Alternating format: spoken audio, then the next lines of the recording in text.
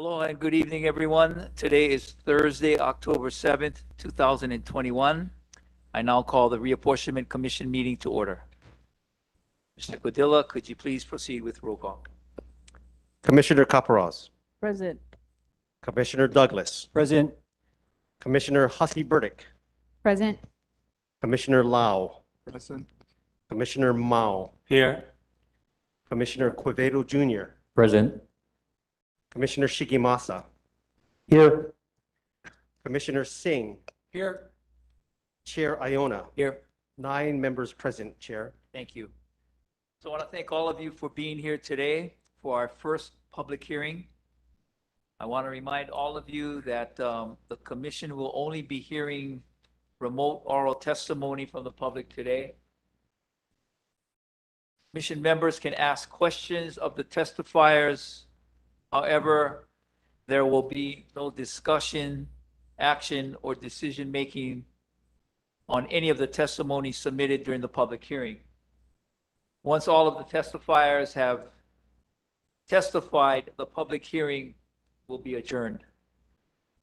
The purpose of this public hearing is to afford all interested persons the opportunity to be heard by submitting views, arguments, or data orally via interactive video conference.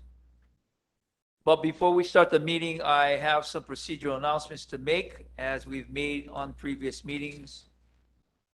Pursuant to Governor Ige's emergency proclamation related to COVID-19,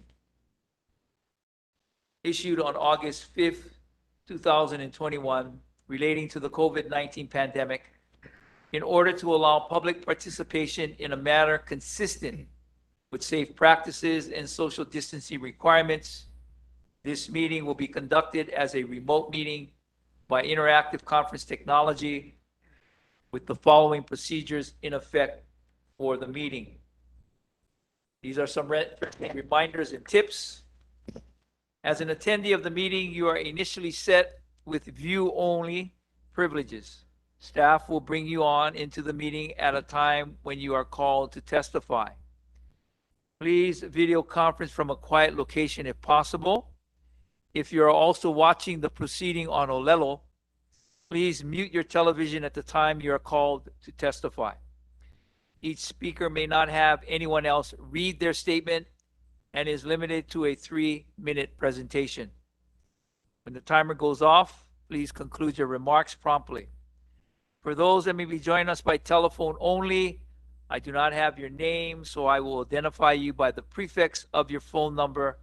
I'm not sure if we have anybody by phone right now, but that may change. Once all of the remote testifiers have testified, I will close remote testimony. Written testimony, including the testifier's address, email address, and phone number, will be available as public documents on the city's website. As a courtesy, please turn off your cell phones for the duration of the meeting. Mahalo. Okay, we will now proceed to item number 3. That was item number 2. That was part of item number 2. Item number 3 is the public hearing and public comments on the Kaena Makapu'u Plan Member Draft 1, the Kaena Makapu'u Plan Member Draft 2, and the Modified Existing Districts Plan. So testifiers, please be ready on standby to testify. Again, knowing that technical issues can arise, obviously we'll give testifiers a few moments to try to resolve whatever connection issues we might have. However, if those issues cannot be resolved, we may have to move on to the next person. So when I call your name or your phone prefix, please state your name for the record and the agenda item or items you are testifying on. Okay? So with that said, we will move on to our listed testifiers who will do it via the screen. The first is Trish La Chica. Aloha, this is Trish La Chica. Let me see if I can start my video. Can everybody Hello. hear and see me?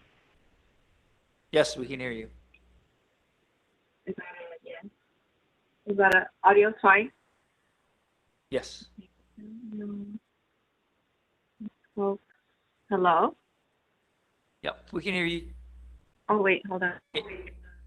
Okay, I think it was my fault. My speaker wasn't on. Aloha, everyone. My name is Trish Lachika. I am have been a resident of Mililani Town for the past 8 years. I'm my third term on neighborhood board, 25. I'm a mom of 2 young kids, raising my little family in Mililani. I had submitted written testimony to you. I won't go over the entire written testimony, although I do want to highlight a few things.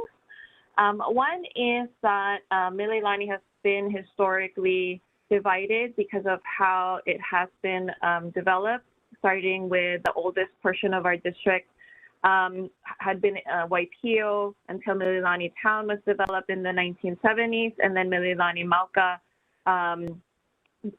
with the H2 split. And while H2 geographically splits both communities, we are one single community, Mililani Town and Mililani Mauka. It is a master plan community, and it is designed to be so that we are one single community. I represent, the thousands of working families that chose to live here, purchase a home here, and raise our kids here because of the way it's been designed, because of the great school district, the recreational facilities, and, as a safe place to live. So I'm strongly opposed to splitting, all 3 maps. And I apologize that we're only able to get on this hearing and not previous hearings. But we are opposed to splitting the community, Mililani Town and Mauka. Even with the split, we share the same resources. Mililani Mauka residents drive to town for their shopping, to drop off kids to the Mililani High School, and in the same way, it's Mililani Middle at the Mauka side of things. We have students, our kids grow up together, and I also wanted to mention the neighborhood board that I sit on, Mililani number 25. It's the oldest, the very first neighborhood board that was formed, and we have seats that aren't represented in the district. Waipio Acres, Melemanu belong in different different portions, and so I strongly believe that we deserve to be one community. We already have 3 different state representatives splitting the community 3 ways, and during the pandemic, it was just so difficult to navigate resources that the community greatly needed. I hear a lot from residents about the delay, about saying that's not my district, even if there are neighborhoods that belong on one street that are split and having different elected officials. Our community even has a slogan, we are Mililani. It's like on our murals, it's just, you see it around the community. And so we're a beautiful Central Oahu district where you see neighbors who succeed generations, who live here long term, who, Airbnb doesn't exist in our communities, but traffic congestion and all those issues does. And so I believe it's time, and this is a great opportunity for our community to be made whole and intact again. So I hope you consider, if possible, to amend your maps to keep Mililani intact as part of the Central Oahu community. Mahalo for the opportunity to testify. Thank you. Before you you sign off on you, does any member have any questions for Ms. Lachika? Go ahead. Identify yourself, please, and then. Commissioner Douglas, Ms. Lachika, thank you for your testimony and thank you for your civic involvement on the neighborhood board in 25. I hear you regarding not wanting to split Mililani, Mauka, and the other, it's just divided up how it is. But do you have, between the 3 maps, do you have a preference? None of them, retain the community. I mean, we're one of 2 master plan communities on Oahu, and yet we're split. So that's not my preference. The first map, though, I think the Kaena Makapu, the first map does retain Waipio Acres as part of the district. That's the oldest part of Mililani, and they were here before, you know, we were even developed. And so having them be part of a big rural, a split in a rural district that's mostly North Shore doesn't make sense. I mean, the values and the issues that pertain to working families in Mililani Mauka doesn't belong with a rural North Shore community either. And that's my belief. We do deserve to be retained as one community. Okay, thank you. Thank you so much. That's all. Just identify yourself. Commissioner Hussey Burdick, thank you, Mrs. LaChica, for joining us today. I really appreciate your testimony because I wasn't aware of this before.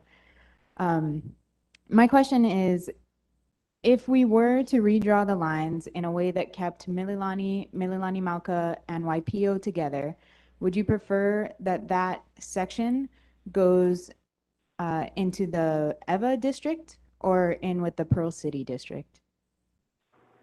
I believe that our communities are greatly aligned with Waipio, south of Cam Highway, all the way up to Pearl City.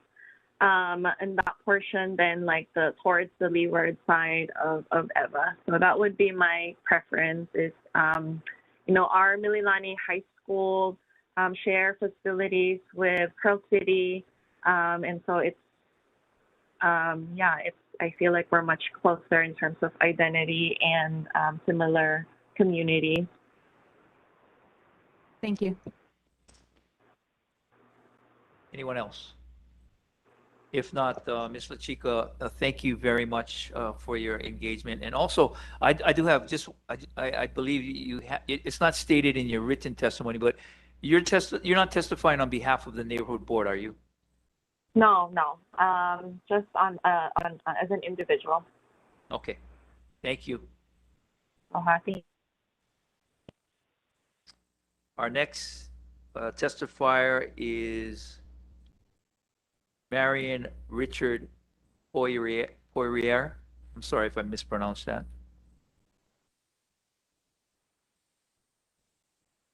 Or Richard and Marion, I'm sorry, Poirier. Oh, they're not online. I'm sorry. Okay. Number 3 is Bronson Azama.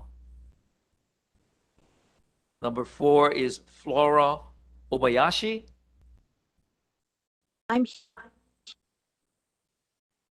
Hello. Hello, we can hear you right now. Okay. Is it all right if I don't turn on my video? I just had surgery on my face and I have Sure. some scars. Sure, Oh. go ahead. Okay. Thank you very much, Chair Iona and commissioners. I'm Flora Obayashi and I'm a resident of the Wailau Peninsula in Kahalu. Since I serve on the Kahalu Neighborhood Board representing the sub-district of Hei'a and Kahalu. Currently in Council District 2 and have been working strenuously over the years to keep the country and working to retain the rural nature of our district and working closely to protect with our farmers to increase food production and food security. I also am an advocate to respond, adapt, and prepare for climate change, which on the Wailau Peninsula, we already have 2 houses that have been affected by the sea level rise, 3.2 feet on Kaneohe Bay. Anyway, I would like to express my preference for Plan B, Kaena Makapu Plan Member Draft 2. It maintains um, my connection to the rest of rural Oahu. With major modernization and development plans of Kaneohe Town, because of all the Kamehameha school leases that are coming due, Kaneohe is becoming more and more urban as opposed to suburban. And what saves my side of the boundary line is Heia Bridge. So I would like to continue to live and preserve and protect the rural nature of where I live, and also to continue my activities in food production. So I believe that the member draft 2 keeps my part of Kahalu with the rest of Waihe'e and all the way out to Kualoa. Our neighborhood board area covers from Heia out to Kualoa. And so I believe member draft 2 considers that and keeps our rural nature preserves and protects preserves our rural nature. So that is, I do not believe that member draft 1 does that. It puts where I live with the urban, developing urban area. So I wanted to speak on behalf of member draft 2. Thank you very much, Ms. Obayashi. Before you leave, some members might have some questions for you. Go right Okay. ahead, state your name, please. Hi, Flora. Thank you so much for your involvement with the neighborhood board. My name is Commissioner Shigemasa. I have a question in regards to your testimony. After reviewing the two plans, I see that modified existing keeps that same border as the Ka'enamakapu Member Draft 2 plan. So are you in support as well of modified existing plan? The two plans have no, they, in that area of Ahuimanu, Kahaluu, they mirror the border of District 2 and 3 if that were to be the district numbers. I understand, Commissioner Shigemasa. One of the things about our neighborhood board is that we still carry the Ahupua'a boundaries and ancient traditional names. And so that's a unique feature of our neighborhood board area. The names are still chanted in the Kumulipo. And so all the Wahipana and cultural sites are still preserved, and we're fighting hard against developers that would want to come in and pave over some of our sacred lands. The reason why I favor the draft 2 is because of the Ahupua'a changes. I initially in the earlier meetings testified on behalf of the modified existing district plans until I heard the commissioner who came up with draft 2. No disrespect to you, sir, but the commissioner who came up with draft 2 took into consideration the Ahupua'a and for the entire island, not just our side. So I wanted to support those boundary lines, especially the ancient ones. Mahalo. Hi, this is Commissioner Douglas. Ms. Obayashi, thank you so much for your testimony and your insights. I have a question though regarding, because this is what's going to happen or what we're looking at as a commission, for the sake of Ahupua'a, is it a fair trade-off to, in essence, disenfranchise whole communities from voting for the next cycle? Because the way in our city charter, the even numbered and the odd numbered council districts alternate per election cycle. So what the Ahupua'a friendly drafts would do is move whole neighborhoods, for example, Honolulu Valley, Honolulu Gardens, Red Hill, Fort Shafter, Pearl Ridge, Makiki Heights, Tantalus, Manoa, and the Kaka'ako block from an even numbered district to an odd numbered district. So in essence, that would disenfranchise all the voters in those districts 2 years to be pushed back.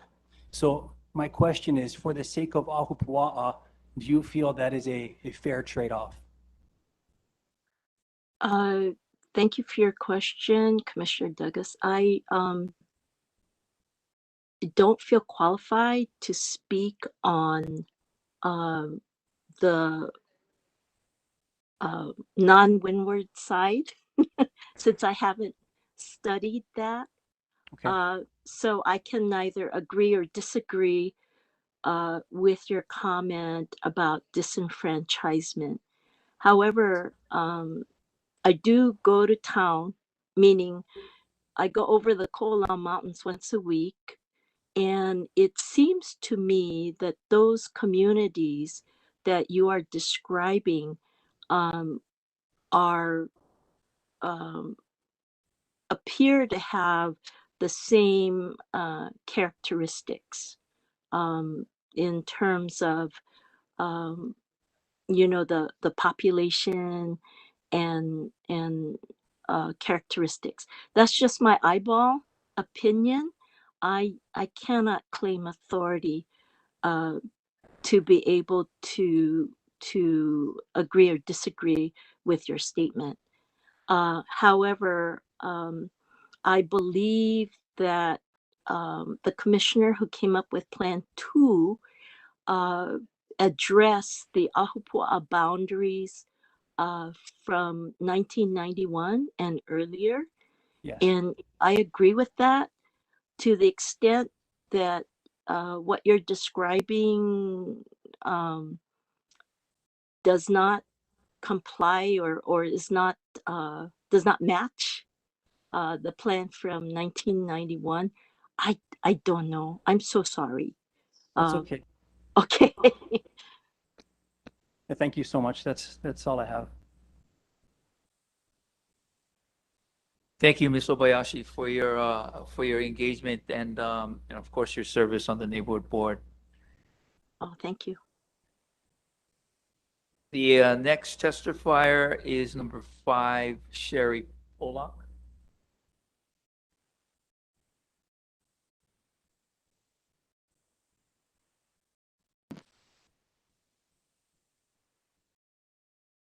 Can you hear me?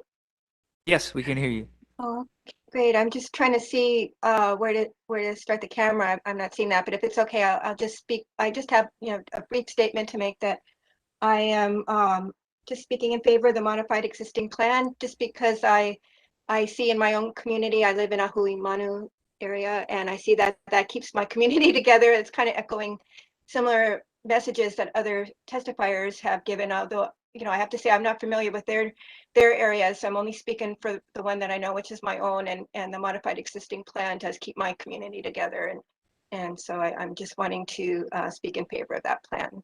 So that's all. Thank you so much for the opportunity. Thank you. Before you sign off, anybody have any questions? Go right ahead. Just identify yourself, please. Commissioner Shigimasa, question on could you explain the borders of your community and how it keeps it together? I live right near that Hui'iwa Street that you can see on particularly the plan number 1, how that was being split. It just and so it splits my community. Plan number 1. So that's right in my neighborhood.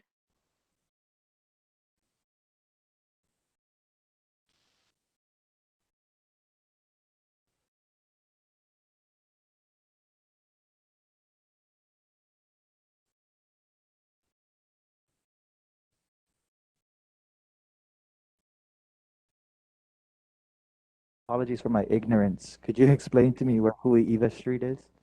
Oh, okay, I'm sorry. I don't have the map in front of me right now, but Hui'iva is right there near the Temple Valley Cemetery. I guess let me see if I can get that map up quick so I could be looking at it while I'm talking to you and just get. The only reason I asked Ms. Pollock, or Mrs. Pollock, excuse me, modified existing and the Ka'enamakapu member draft 2 keeps that area the same. And so my question is are both maps considerable to you? I know you're in support of just modified existing, but in that one community that you're speaking about, where it keeps the lines, the same borders are in member draft 2 and modified existing. So my question is, would you be in favor of both maps because it keeps your area the way it is? Yeah, I would say that's an accurate statement. Thank you. I just wanted that clarification. Mahalo.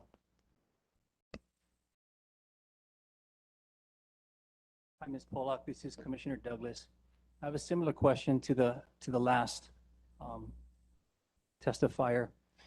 Would knowing that one map disenfranchises tens of thousands of voters, would that make a difference to you?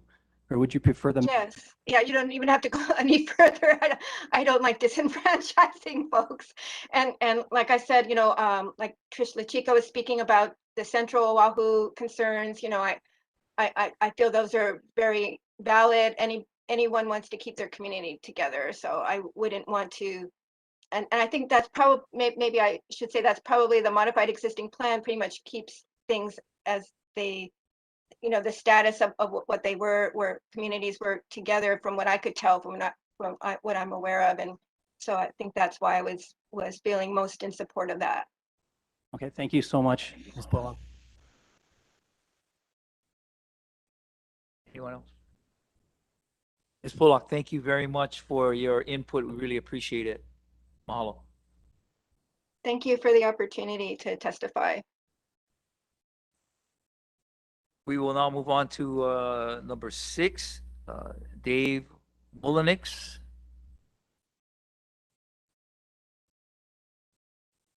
Hear me? Oh, can you hear me? Yes, we can, sir. Okay. Oh, there I am. Okay. Yes. Hello. My name is David Molinix. I live here in Huimanu. Lived here for 30 years. And I want to echo what I think most people would say, and what people have been saying so far in the testimony. We want to keep our community together. So I support the modified existing plan that keeps the communities together. We live here country. And in the country people, we know each other. We know who lives down the block from us, who lives across the street from us. I don't know how it is in town with people living in condos, but I think it's a little harder. But here we do know each other. We all share, just like Chris Achik was saying, we all share the same concerns and issues. I mean, we have the same highway. We all get out, and they've done a little bit to widen that just by putting in the alternate lane thing. But so it does, our community being together is things real important. It's not something for convenience or something for just because it's always been that way. It is to do because we want someone to represent our entire community, and splitting our communities in half makes that rather more difficult. And so I support the modified existing plan. And thank you. I'm sorry. Thank you all so much for your hard work. And I am really impressed by how much time and energy you folks have put into it. Just me looking at the maps is like, that's taking me time just to look at them, and you guys have been drawing them up. So I'm just very impressed by your work, and I just want to thank you so much for all your effort. Thank you, sir. Comments, questions? Mr. Molinix, thank you very much for your input. We appreciate it. You obviously have taken the time to get a little educated on this, and we appreciate that. Mahalo. Thank you. Keep the modified existing plan. I think it's the way to go. Thank you so much. Have a good evening. Thank you. Our next testifier will be Marie Samudio. All right, thank you for hearing me. I would like to approach you first, well, let you know that I live in the Ko'ola district, Ko'ola Poko and Kahalu. And if anything has to be done, I favored 2 or 3 plans. But I would like to ask you, or for clarification, it's my understanding when you do redistricting, you're really supposed to be looking at balance of voters. Is that correct? That is one of the criteria, yes. One of the It's criteria. actually Okay. it's actually called population based. You try to keep it even as you can. You have a targeted population number, and you try to keep the districts all about the same number. You do deviate, obviously, can't have an equal amount, so you have Right. some that have more and some that have less. Right. Okay. So I live off of Ahuimanu Road, and as my neighborhood board Rep Flora Obayashi mentioned that, we are of a rural nature, but I have from the Temple Valley area, we have become increasingly developed, and the population that I'm sorry, Plan 1 would have taken, if that had taken effect, you would have gotten into Kaneohe a tremendous chunk of people, and Kahalu would have lost the same tremendous chunk. And that kind of blew me away that when that was planned, that kind of population shift would have, to me, that would have disenfranchised Kahalu neighborhoods. So that's a concern about number 1 plan. Number 2 and 3 is kind of, it's better balanced, okay? The other issue is what is happening as my neighborhood board Rep Flora spoke about the loss of ag land in Windward, Oahu, that we are trying desperately to hang on to.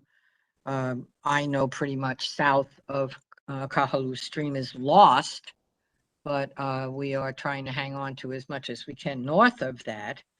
And there's another issue that I'd like to ask you about regarding all of this, and it's somewhat related. It's changing the classification of our area out of urban renewal, urban development into ag land. Does anybody have any comments on that? That's not within our purview for this For this hearing?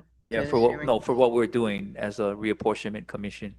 Okay, then I guess my biggest concern, then, just to make it more concise, is the concern of the loss of population to the Kahalu voters and their weight in the ballot box, and the tremendous increase to Kaneohe. No offense to Kaneohe, of course, but I think it's a big chunk loss in that number 1. So 2 or 3 is pretty much better. And I would like a little bit more from Councilman Audio about this disenfranchisement. You've mentioned that like twice. Could you explain that a little bit more about how we'd be Sure. disenfranchised? If you could hold on, Thank you. he'll give you, he'll Sure. And thank you so much for your testimony at this hearing. You're you have to welcome. identify yourself. I'm Commissioner Douglas. And so I'll have to clarify again, neighborhoods that are where neighborhoods are being moved or voters are being moved from a current even numbered district to an odd number district. See, they haven't voted for their council member since 2018. So they're coming up on an even, because it staggers between even and odd number for the council Okay. races. So in Okay. 2022, the even numbered districts will be voting for their council member. So if their neighborhood is shifted from an even number district to an odd number district, they can't vote until 2024 for their council member.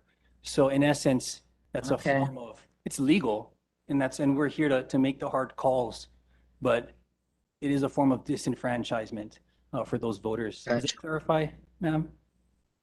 Yes, yes, it does. And Okay. so we would, in a sense, or anybody would switch from one council person to another Yes. for the 2 years. Yes. So what we're dealing with, do we minimize the amount of population shift from an even number district to an odd number district? Or, for the sake of Ahupua'a, do we do that? Do we make that call? So that's why I asked that question, and that was brought up twice before. But thank you so much for your question and for You're asking welcome. to Thank clarify that. you. That's all. Thank you. That's all. I just want to clarify for you, Ms. Samudio. If you look at the three maps that are being proposed, the Kaena Makapu Plan, Draft 1 and Draft 2, and as Ms. Obayashi mentioned, this is a Ahupua'a type of model, and that's how I think that's how she described it. But anyway, if you look at it and compare that to the modified existing plan, you'll see that there will be a drastic, that's what Commissioner Douglas is referring to. There's going to be a very drastic shift in the population of the districts, in particular District 6 and District 7. So that's what he was referring to. I just want you to understand that visual. So that's a comment for you, not a question or anything. And I hope that helps you. It gives a little bit better insight. I have Okay. to admit, it's just that we're looking at, I think, two things. One, this group of people that won't be able to vote for a council person for another 2 years versus a whole block of voters that are lost from another district. And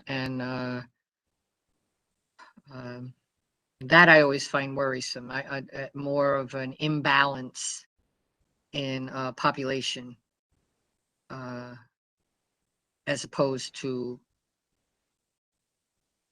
voting every 2 years or 4 years, or if you really got a problem, there's a recall, and thankfully we don't have that. But I see that shift in population is worrisome.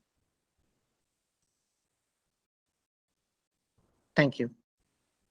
Okay. Ms. Samudio, we thank you very much for your input. We appreciate your being active and taking the time to testify tonight. Thank you. Mahalo. You're welcome. Thank you. The next person to testify is Braden Wilkerson.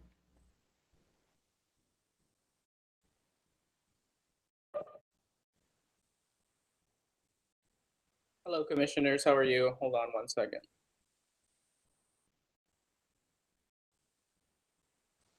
Video on. Thank you. If you could turn your volume up just a bit, I don't know if that's from our side or your side. Sure. Can you hear me? Yes, that's much better. Thank you. Yeah, so I wanted to testify. I've been following this pretty closely. I've worked in various political environments for quite a long time. I'm actually tracking redistricting not only in Hawaii, but in other states. But I live in Kapolei. I'm a resident of District 1. I work closely there at the council, and I'm testifying as a citizen tonight. I wanted to testify, I think, in support of the Kaena Makapu'u draft plans, specifically draft 1. There are several, I think, reasons or justifications for any version of the Kaena Makapu'u plan as opposed to the modified existing plan. Primarily, the deviation numbers. I mean, there's several thoughts here, but if you look at the proposed deviation for the the modified existing plan, It starts somewhere about 7%, which is, in my opinion, very high considering that the legal threshold is about 10%. The other proposed plans are about just under 4% or just over 4%. And I believe 3.5% was one of the other proposed plans. Given that redistricting or reapportionment primarily deals with the equal reapportionment of population, I don't know that there is a strong justification for retaining the existing or modified council boundaries, given the disparity, I think, in the population that's projected. Council District 1 and Council District 9 had the largest population growth in the last 10 years, 20% in District 1 and about 10 in District 9, the current districts. So I don't think that the modified existing plan does enough or is sufficient in dealing with the equal reapportionment of the population at this particular point in time and the disparity that it will create over the next decade. I also don't think that the Ka'ena-Makapu'u plan, which was adopted by the previous redistricting commission, did enough to retain communities of similar interest. So if you look at Chinatown, Kaka'ako, in the current plan and also in the modified existing plan, it creates communities that stretch basically from downtown Honolulu all the way out to Aiea and Pearl City. I don't think anyone can reasonably say that those communities have similar interests, which is why, again, I prefer the Ka'ena-Makapu'u plan, which follows a Mauka to Makai orientation for all of the council districts, and I think more appropriately retains communities of similar interest, as well as deals with the population reapportionment more appropriately. I do know that there are other considerations and concerns about retaining other communities of similar interest in Waimanalo or Mililani. And I know that there has been conversation about constituents and council members, which I think is a minor conversation and frankly, potentially outside of the scope of the redistricting commission's considerations, right? We're not supposed to draw council districts that benefit political parties or politicians. And so I think we have to look at, again, primarily the reapportionment of a shifting population and as best as possible, preserving like communities of similar interest, which I do not think the modified existing plan does well. So those are my broad thoughts. Thank you. Go. Just identify yourself. Commissioner Shigimasa. Thank you, Mr. Wilkerson, for your comments this evening. My question is in regards to, there's a lot of talk about disenfranchisement of voters tonight. And so my question to you is, do you feel that with your interest in the Ka'ena-Makapu'u plans or either one of those plans, I know you supported plan number 1, but do you feel that the comments on disenfranchisement are sufficient enough that in your comments you say that in this plan it retains communities of similar interests? I think that's what you, if I quoted you correctly. Do you believe that this plan disenfranchises voters when it retains communities of similar interest? So you'd have to clarify what communities. I know it's been brought up tonight. I haven't heard this brought up prior. So could you reference the communities in particular that would be potentially disenfranchised by the redrawing and the renumbering of the districts? I believe it was mentioned earlier in a meeting. Yeah, I couldn't catch it. By saying, I think it was District 6 and District 7, I think the area of Aiea, the area that you mentioned in your testimony. Yeah, I mean, right, ultimately that's a decision that the commission has to make. I personally, and this is just me as an individual, I think that preserving communities of similar interest is probably a greater concern for me as an individual, right? I think when, and it does impact the existing council members, it does impact constituents, and that, new essentially voting blocks would be formed and potentially new council members. So there is a consequence for every political decision, but that's in every political environment and every situation at every time. I think that given that this is a decennial process, that it occurs once every 10 years, once every decade, the commission has a responsibility to to consider the long-term consequences and impacts of short-term decisions, right? So for me, I don't know that preserving the existing boundaries to maintain voting patterns or to preserve who's voted for who is a justification, given that the primary reason this commission exists is to reapportion or to redraw lines in equal number to population, however that occurs. And the consequences of that is something that can be considered, but is not the fundamental or primary purpose of the commission. And so if that means that council members change or voters have to elect new members, like those are just consequences of inevitable decisions that are just built into the process. So I think, again, preserving communities of similar interest. I don't think that Kaka'ako and Chinatown have anything to do with Pearl City, Aiea. I think they're probably more closely aligned, again, and especially with the traditional Hawaiian Ahupua'a system running in that Mauka to Makai orientation. So I think that really is the best preserved community of similar interest. And again, even the numbers bear that out. From a reapportionment position, the modified plan is too high in my assumption. Mahalo, Mr. Wilkerson. I appreciate your comments, and I thank you for staying so involved in the process. Mahalo.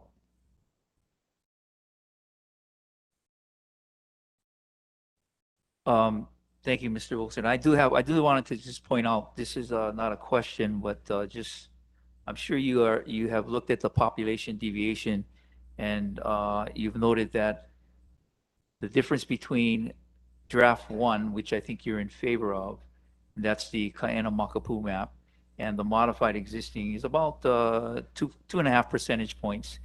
And every district has, between the modified and the proposed, every district has the same amount of voters except for one. Well, yeah, except for one. Unless you want to say maybe two, they're all about the same. And that would be District 9. District 9 has about 5,000 more. And so that brings the deviation up a little bit more. And then, of course, District 3 has about 4,000 more. And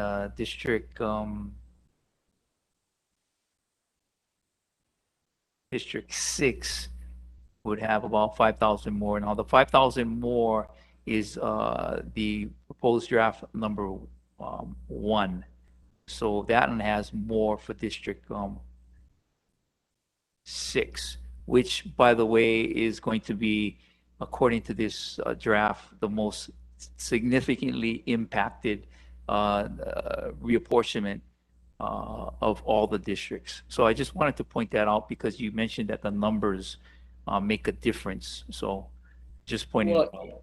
Yeah, and I'd like to just briefly respond to that. The plan, when the plan is adopted, and especially if there's a challenge in court, which historically there has been, they're not going to look at the individual districts as justification. They're going to look at the deviation for the entire plan. And the entire plan, the deviation for the existing modified plan is just under 7%. With population growth that was projected at 20% in the last decade, and 10% in District 1, and then 10% in EVA and sort of Central Oahu, it's not surprising to me, and I think it's a consequence of just, population growth, that the district lines are going to have to shift appropriately to properly reapportion council districts. That's just a consequence of the process. I think if you adopt a plan at 7%, knowing that population will continue to increase potentially at that same rate, you're going to create in the next decade, again, disparity in representation, where West Oahu has a significant population growth, which is where all of the planned development is in the county, at the expense of preserving lines that, frankly, at this point, in my opinion, are outdated and need to be adjusted. They need to be remunerated.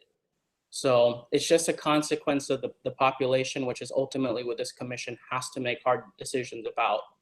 And just to add additional thoughts, again, because, we've talked about this, core council has discussed this, the plans have been challenged in the past. I think that if you consider the extenuating circumstances with COVID, the expedited redistricting process, no change to the plan, and a deviation at 7%, I don't see how that's a strong plan that you propose to the public and then adopt, right? I think that you have to do everything in your power to take in public comment, reapportion appropriately, and preserve communities of similar interests. I think everything else is secondary. That's the entire reason this commission exists. And I don't think the modified plan makes any significant changes to population or lines. And it creates, in my mind, a poor plan, not only now, but into the future. So, Thank you. Anybody else? Okay. Thank you, Mr. Wilkerson. Hopefully we'll see you in the future. yep. Thank you. We'll move on to the next testifier, which is Jeannie Ishikawa.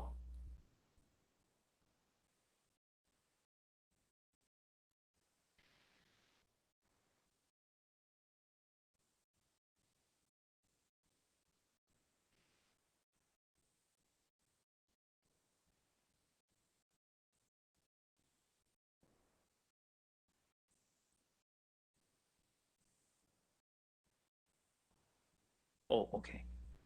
Ms. Ishikawa, if you can, a little technical problem here. Could you leave and come back in again?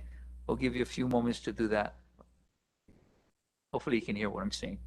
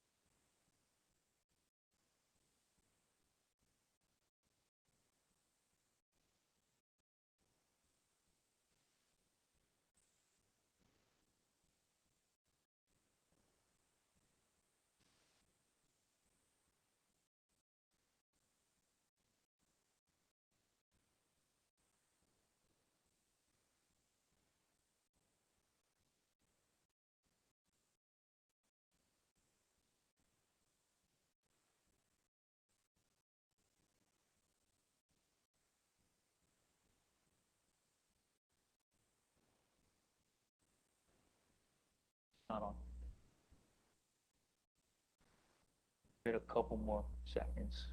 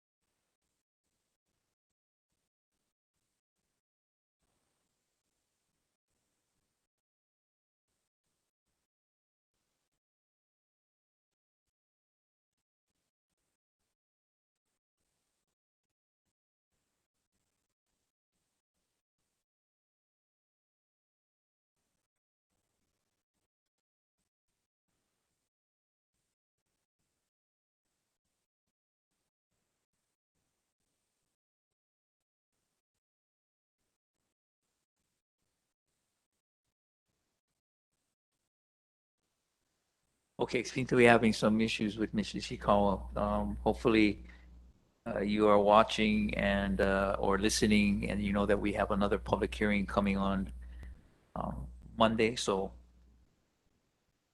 you can get either you can submit something then or testify then. Okay, we're going to move on now to item number 4 on our agenda, which is announcements.